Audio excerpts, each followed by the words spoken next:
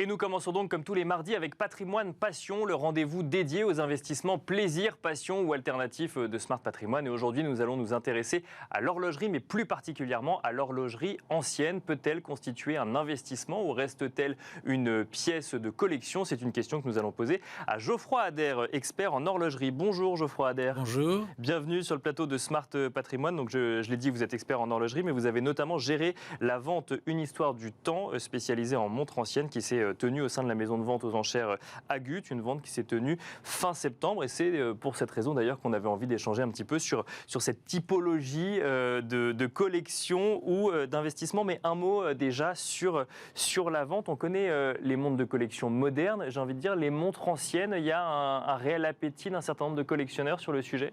Alors, il y a un appétit, en effet, sur les montres anciennes. On va dire que c'est les deux mêmes revers d'une seule et même pièce. D'accord. On a le côté pile que les gens connaissent mieux, c'est-à-dire les montres bracelets contemporaines, avec Bien sûr, oui. marques plus ou moins connues.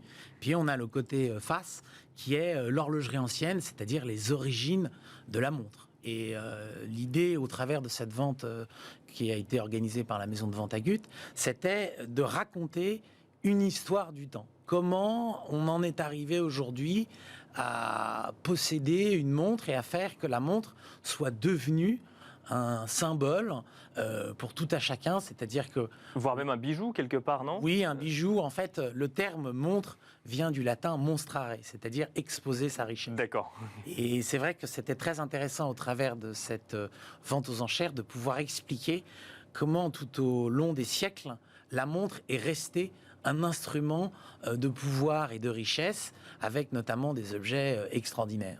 Et alors, comment on expertise des montres anciennes? Parce que des montres modernes, et je vais le dire de manière très rapide, puisque on pourrait passer des heures dessus, mais on va regarder effectivement la marque, et donc la marque est généralement garant d'une certaine qualité, parfois la provenance de la montre, et ensuite, il y a effectivement la loi de l'offre et de la demande. Quand on est sur des montres anciennes, on n'est pas face à des marques multinationales ou connues dans le monde entier. Comment est-ce qu'on expertise une montre ancienne? Alors, les montres anciennes, en fait, si vous voulez, c'est un domaine bien particulier dans lequel il n'y a pas forcément ce registre de marque. D'accord. Mais il y a quand même le registre de la signature.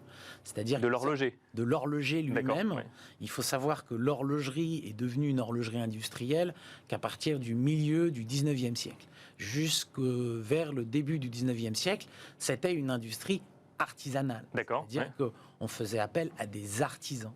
Et donc, il y a certaines signatures qui sont plus recherchées que d'autres. Et donc, évidemment, ça nous donne déjà un point de comparaison pour donner une valeur. Après, il y a l'objet en lui-même. Est-ce qu'il est rare? Est-ce qu'il est simple? Est-ce qu'il a une provenance? C'est tous ces éléments-là. Et puis, il y a l'expérience, qui, à mon avis, est un élément très important.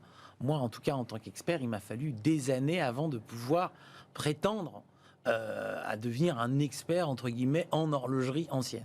Mais alors, quand vous mentionnez ce phénomène de rareté, est-ce que si on fait appel à des artisans, une montre créée n'est pas mécaniquement rare du fait qu'elle n'est pas produite en série? Alors, c'est plus compliqué que ça. D'accord, oui. On est dans un marché d'offres et de demandes. Évidemment, les montres bracelets sont aujourd'hui le fer de lance, si vous voulez, du marché de l'horlogerie de collection. Mais si je devais faire une comparaison, je dirais que l'horlogerie ancienne, c'est un peu comme la peinture ancienne. D'accord, oui. C'est plus compliqué, c'est plus difficile. Oui, toutes les peintures ne sont pas rares, effectivement. Voilà, D'accord, oui, les peintures ne sont pas forcément rares, mais vous avez certains peintres qui sont plus recherchés que d'autres. Et donc, évidemment, dans l'horlogerie ancienne, vous avez des signatures qui sont beaucoup plus recherchées que d'autres, ce qui fait que vous avez des collectionneurs qui recherchent telle ou telle pièce. Et c'est ce qu'on a essayé d'expliquer au travers de cette collection. Quand on parle d'horlogerie ancienne, on parle forcément d'horlogerie suisse ou c'est un cliché de penser ça? Ça peut être de l'horlogerie française, d'accord, anglaise, allemande, suisse, ou sinon de l'horlogerie fabriquée pour les marchés d'Extrême-Orient ou du Moyen-Orient. Il y avait notamment, on a fait un chapitre dans cette vente aux enchères sur le marché ottoman. D'accord. Il y a toujours eu une grande tradition de montres qui étaient fabriquées spécialement pour la cour à Constantinople, le grand sultan qui commandait des montres, notamment à la Suisse. Justement, quand on parle de montre ancienne, et notamment on a cette image de la montre à gousset, aujourd'hui c'est une pièce recherchée dans une collection et j'irais même jusqu'à parler d'investissement. Est-ce que c'est aujourd'hui le cas? Ça peut être... alors, c'est avant tout... Il faut bien comprendre que le marché de l'art, c'est avant tout un plaisir. Bien sûr. C'est-à-dire que les gens qui viennent dans le marché de l'art viennent d'abord par passion. Alors, il ne faut jamais confondre passion et raison. Bien sûr. Et c'est vrai que, évidemment, vous pouvez investir des sommes considérables en vous disant, j'ai investi quelques milliers d'euros, voire centaines de milliers d'euros, et j'espère pouvoir retrouver ma mise de départ. Alors, évidemment, c'est un mécanisme qui est très complexe parce que ce qui est important dans l'art, c'est de conserver l'objet dans son intégrité.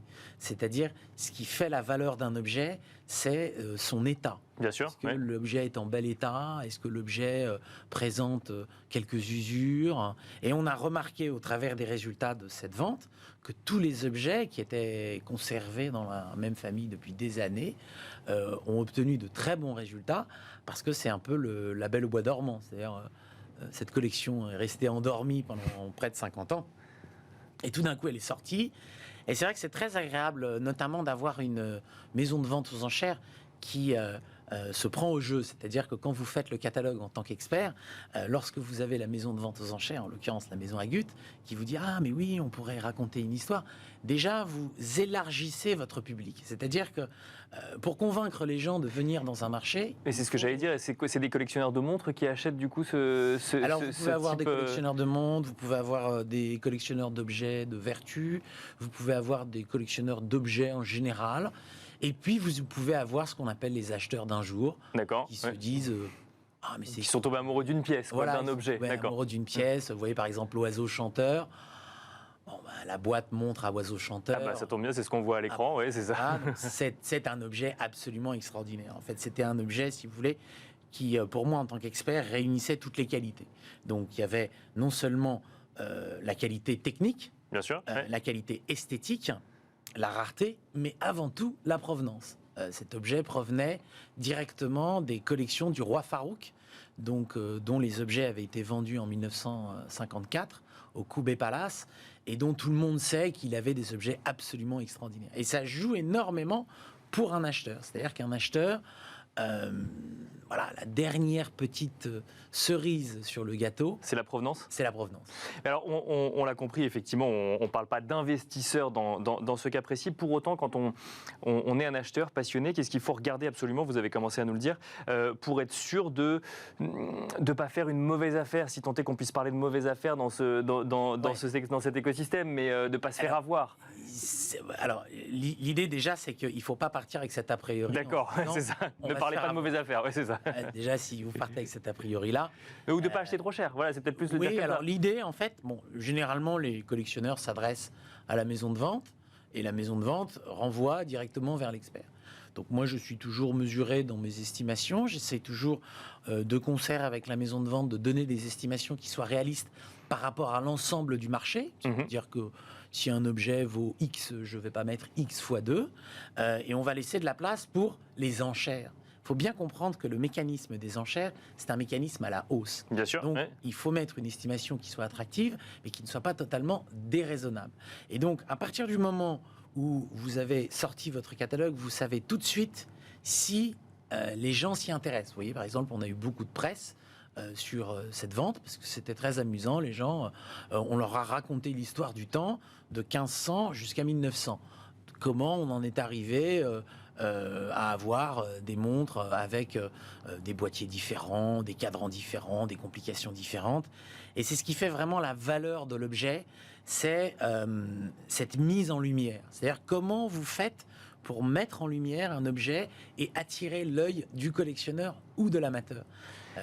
Et ça, c'est très, très difficile. Mais parce que- je reviens à ma question de mauvaise affaire, hein, même si j'ai bien compris que ce n'est pas du tout la démarche qu'il faut avoir. Mais si on se laisse prendre au jeu des enchères, justement, parce qu'on tombe amoureux d'un objet, on peut finalement acheter trop cher une montre qu'on ne revendra jamais aussi cher, mais oui. on aura la satisfaction de la collectionner, c'est ça? Alors, oui, alors, c'est pas tout à fait comme ça. Moi, je dirais que vous pouvez acheter trop cher, mais mon leitmotiv, c'est toujours de dire acheter aujourd'hui au prix de demain. C'est-à-dire D'accord, que oui. même si vous achetez un objet et que vous le surpayez, vous êtes en avance sur le marché. C'est-à-dire que acheter aujourd'hui au prix de demain, c'est le meilleur moyen, à mon avis, pour un collectionneur d'imposer le rythme. C'est-à-dire de dire, moi, vous voyez, cet objet a été estimé X, je l'ai payé X fois 2, mais voilà ce que j'estime aujourd'hui être sa valeur. C'est un marché en croissance, justement, l'horlogerie ancienne ou... Ah oui, oui, oui, c'est un marché... Alors, l'horlogerie ancienne est un marché en croissance. Le problème, c'est de trouver les objets. C'est ça. Ça vient de quoi? De collections privées? Ça vient de collections privées, ça vient... Le plus souvent, c'est des objets qui sont conservés dans les familles, qui restent à l'abri des regards ou qui restent dans un coffre. Et comme là, en l'occurrence, les familles font appel à une maison de vente. Et voilà, et donc la maison de vente fait appel à un expert qui, lui, vient donner son avis. Une dernière question très rapide. Faut-il qu'une montre, même ancienne, fonctionne pour garder de la valeur? Alors, pas nécessairement. D'accord. Ça peut paraître assez bête, mais c'est pas parce que la montre ne fonctionne pas qu'elle n'a pas de valeur. D'accord. Et au contraire, enfin ça c'est un sentiment très personnel, je préfère toujours que les objets soient vendus en l'état. C'est-à-dire l'objet est resté dans un coffre pendant 20 ans. Bon, le mouvement est grippé, mais vous le signalez à l'acheteur. Vous dites, voilà, une révision est à prévoir. En fait, il faut toujours signaler les défauts. C'est-à-dire que vous mettez en avant les qualités, mais vous devez aussi signaler les défauts. Et c'est cet équilibre qui fait la réussite d'une vente aux enchères. Merci beaucoup, Merci. Geoffroy Adair, d'être venu sur le plateau de Merci Smart beaucoup. Patrimoine. Je rappelle que vous êtes expert en horlogerie. Merci. Merci à vous également de nous avoir suivis. Et on se retrouve tout de suite dans Enjeu Patrimoine.